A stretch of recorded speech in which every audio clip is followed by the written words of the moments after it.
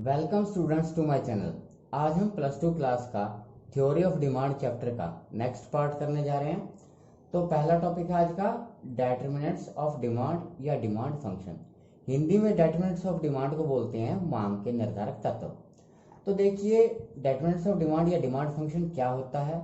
देखो, demand function किसी भी वस्तु की डिमांड और उसके डिटरमिनेंट्स के रिलेशनशिप को दिखाता है। तो डिमांड फंक्शन टू टाइप्स का होता है। पहला होता है इंडिविजुअल डिमांड फंक्शन और दूसरी टाइप का होता है मार्केट डिमांड फंक्शन। तो सबसे पहले हम बात करेंगे इंडिविजुअल डिमांड फंक्शन की। तो इंडिविजुअल डिमांड फंक्शन क्या होता है, यानी एक व्यक्ति का डिमांड फंक्शन, यानी एक व्यक्ति की डिमांड किन किन बातों पर डिपेंड करती है। तो इसका पहला पॉइंट है ऑन प्राइस ऑफ कमोडिटी, यानी वस्तु की अपनी कीमत। तो देखिए, किसी भी वस्तु की प्राइस, यानी किसी वस्तु का अगर प्राइस बढ़ जाए यानी इंक्रीज हो जाए तो उसकी डिमांड क्या हो जाती है, कम हो जाती है, डिक्रीज हो जाती है। और इसी तरह से अगर किसी वस्तु का प्राइस घट जाता है यानी कम हो जाता है तो उसकी डिमांड क्या हो जाती है, बढ़ जाती है। तो प्राइस और क्वांटिटी डिमांडेड में उल्टा रिलेशनशिप होता है।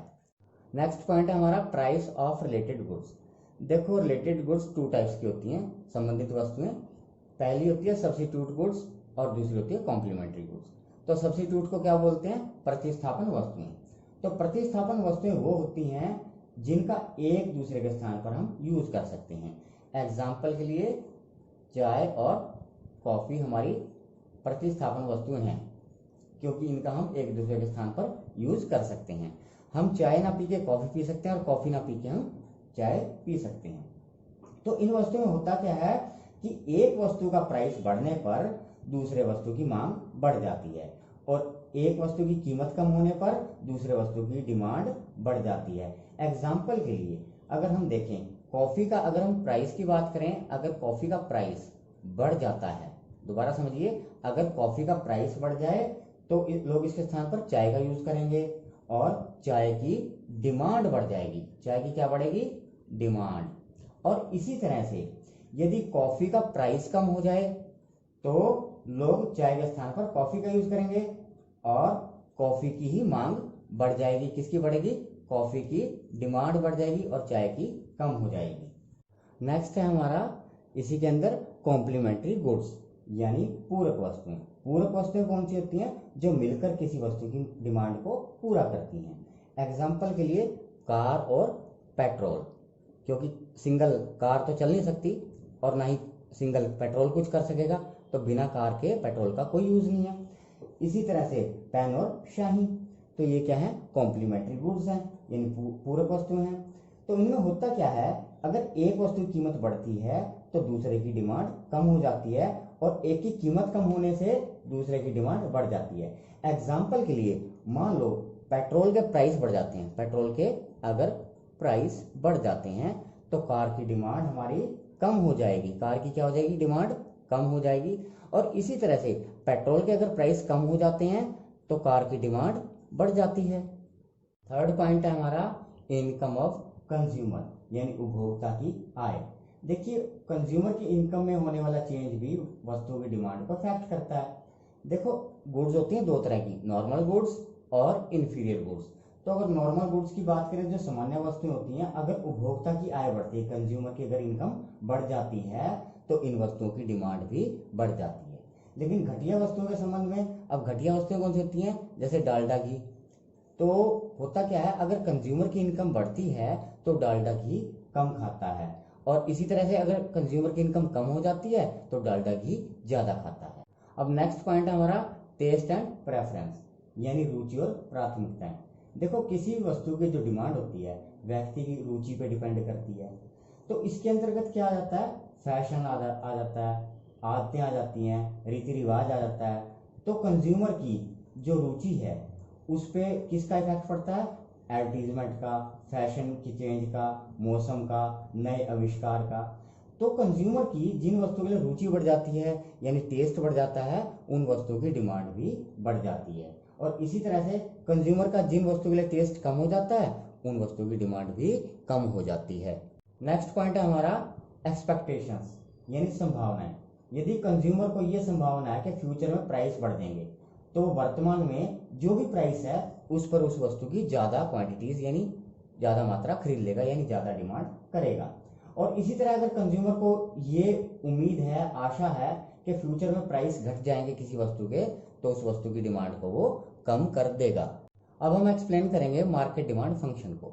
तो मार्केट डिमांड फंक्शन के अंदर पहला पॉइंट है पॉपुलेशन यानी जनसंख्या। देखो, जनसंख्या का भी डिमांड पे इफेक्ट पड़ता है। किसी देश की जनसंख्या बढ़ती है तो वहाँ बाजार मांग बढ़ जाती है, और पॉपुलेशन कम होने से वस्तुओं की डिमांड भी कम हो जाती है। और फिर जनसंख्या की रचना का इफेक्ट पड़ता है। यदि जनसंख्या में मान लो लेडीज बढ़ जाएं तो उन वस्तुओं की डिमांड भी बढ़ जाती है जिनको लेडीज खरीदती हैं। अगर वहाँ बच्चों की जनसंख्या बढ़ जाती है तो खिलौनों की मांग बढ़ जाएगी। नेक्स्ट पॉइंट है हमारा गवर्नमेंट पॉलिसी यानी सरकार की नीति। देखो, सरकार की नीति का इफेक्ट पड़ता है किसी वस्तु की डिमांड पे। जब गवर्नमेंट किसी वस्तु की डिमांड को कम करना चाहती है तो उस पर क्या लगा देती है? टैक्स। टैक्स लगाने से वस्तु महंगी हो जाती है और उस वस्तु की डिमांड कम हो जाती है। और इसी तरह से अगर सरकार किसी वस्तु की डिमांड को बढ़ाना चाहती है तो उस पर क्या देती है? सब्सिडी यानी आर्थिक सहायता दे देती है। आर्थिक सहायता देने से वो वस्तु सस्ती हो जाती है और लोग उस वस्तु की डिमांड ज़्यादा करते हैं। नेक्स्ट पॉइंट है हमारा क्लाइमेट एंड सीजन यानी जलवायु और मौसम। तो जलवायु और मौसम का भी डिमांड पे इफेक्ट पड़ता है। जहाँ ठंडी जलवायु होगी वहाँ गर्म कपड़ों की मांग ज़्यादा होती है, और जहाँ गर्मी के दिन होते हैं वहाँ ठंडी वस्तु यानी बर्फ की डिमांड ज़्यादा होती है। नेक्स्ट पॉइंट है हमारा डिस्ट्रीब्यूशन ऑफ इनकम यानी आय का वितरण। देखिए, बाजार मांग पे समाज में आय के वितरण का इफेक्ट पड़ता है। यदि समाज में आय का वितरण समान है यानी इक्वल है, सभी को इक्वल मिल रहा है, तो वस्तुओं की डिमांड ज़्यादा होगी। अगर वहाँ आय का वितरण अनइक्वल है यानी असमान है तो वस्तुओं की डिमांड कुछ ही लोग करेंगे यानी अमीर लोग करेंगे, गरीब लोग वस्तु की डिमांड नहीं करेंगे, तो इसलिए वहाँ बाजार मांग कम हो जाएगी। अब नेक्स्ट टॉपिक है लॉ ऑफ डिमांड यानी मांग का नियम। अब मांग का नियम क्या होता है? देखिए, अन्य बातें समान रहने पर, हमने एक शब्द जोड़ा अन्य बातें समान रहने पर, इसका एक्सप्लेनेशन मैं आपको बाद में बताऊंगा। देखिए, किसी वस्तु की अपनी कीमत बढ़ने पर, अगर किसी वस्तु का प्राइस बढ़ जाता है तो उसकी डिमांड क्या होती है? कम हो जाती है। और अगर उस वस्तु का प्राइस कम हो जाता है तो उसकी डिमांड बढ़ जाती है, इसी को लॉ ऑफ डिमांड बोलते हैं। तो इसका एक्सप्लेनेशन टू टाइप से कर सकते हैं, दो तरह से कर सकते हैं। पहला है डिमांड शेड्यूल से और दूसरा डिमांड कर्व से। तो डिमांड शेड्यूल से हम कैसे करेंगे? हम एक टेबल बनाएंगे, इधर प्राइस लेंगे, इधर क्वांटिटी। हमने करना क्या है? प्राइस 1 2 3 4 लेना है और क्वांटिटी को इनवर्स यानी उल्टा ले लेना, 4 3 2 1। ऐसा इसलिए होता है क्योंकि प्राइस बढ़ने से डिमांड कम हो जाती है। तो एक्सप्लेनेशन कैसे करनी है कि ये आपको ये बोलना है कि टेबल में ये दिखाया गया है कि जब वस्तु का प्राइस 1 रुपया है तो उसकी डिमांड 4 यूनिट्स है, और इसी तरह से प्राइस बढ़ने पर यानी प्राइस जब 4 रुपये हो जाता है तो उसकी डिमांड कम होके 1 यूनिट रह जाती है। तो इस तरह से हम कह सकते हैं कि कीमत बढ़ने से मांग कम हो जाती है। और इसी तरह से अगर डिमांड कर्व का एक्सप्लेनेशन करें तो हम लिखेंगे OX पर वस्तु की मात्रा दिखाई गई है, पहली बात ये लिखेंगे। दूसरी बात ये लिखेंगे कि OY पे प्राइस दिखाया गया है। तीसरी बात ये लिखेंगे कि DD हमारा डिमांड कर्व है जो प्राइस और क्वांटिटी के रिलेशन को प्रकट कर रहा है। तो जब वस्तु की कीमत 4 पे है तो हम 1 यूनिट यानी एक वस्तु खरीद रहे हैं, और इसी तरह से जब कीमत घट के 1 रुपया हो जाती है तो हम उसकी मांग बढ़ा के 4 यूनिट कर देते हैं। तो हम ये कहेंगे कि मांग और कीमत में उल्टा संबंध है, तो यही मांग का नियम होता है। अब हम बात करेंगे कि ये जो मैंने आपको बताया था कि मैं अन्य बातें समान रहने पर को एक्सप्लेन करूंगा, तो ये अन्य बातें समान रहने पर इसका क्या मीनिंग होता है, यानी इंग्लिश में इसको बोलते हैं अदर थिंग बीइंग इक्वल या कांस्टेंट। तो देखिए, अन्य बातें समान रहने का मतलब होता है कि जो प्राइस है गुड्स का यानी वस्तु की कीमत को छोड़ के जो बाकी फैक्टर्स हैं, यानी मैंने आपको बताए थे डिटरमिनेंट्स ऑफ डिमांड यानी मांग को प्रभावित करने वाले तत्व, यानी सिर्फ प्राइस को छोड़ के ये जो बाकी फैक्टर्स हैं ये कांस्टेंट रहेंगे, यानी इन तत्वों में कोई चेंज नहीं आएगा।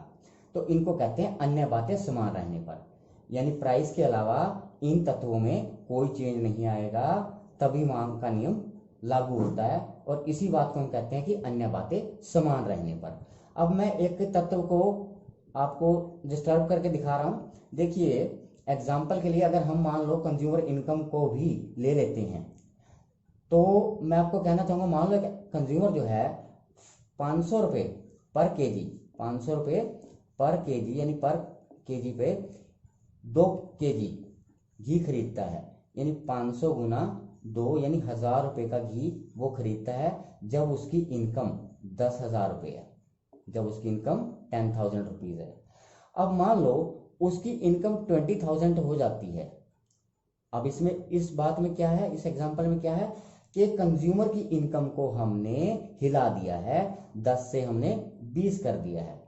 तो 20,000 होने से अगर घी की कीमत मान लो 1000 रुपये केजी भी हो जाती है, तब भी वो 4 केजी घी खा ही लेगा, यानी 4,000 का घी खा लेगा। तो हमारा मांग का नियम क्या था कि किसी वस्तु की कीमत बढ़ने पर मांग कम हो जाती है, लेकिन यहाँ क्या हो रहा है कि कीमत भी बढ़ रही है और मांग भी बढ़ रही है, तो मांग का नियम अप्लाई नहीं होगा। तो इसीलिए हम कहते हैं कि अन्य बातें समान रहने पर, यानी हमने कंज्यूमर की इनकम को भी कांस्टेंट मान लेना है, कंज्यूमर के टेस्ट को भी कांस्टेंट मान लेना है, यानी स्थिर मान लेना है। इसी तरह प्राइस ऑफ रिलेटेड गुड्स यानी पूरक और प्रतिस्थापन वस्तुओं को कांस्टेंट मान लेना है, और जो एक्सपेक्टेशन है कि फ्यूचर में इनके प्राइस बढ़ेंगे या कम होंगे उसको भी कांस्टेंट मान लेना है, तभी हमारा मांग का नियम अप्लाई होता है।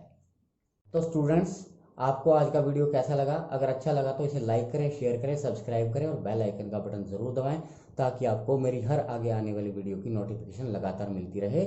Thank you for watching.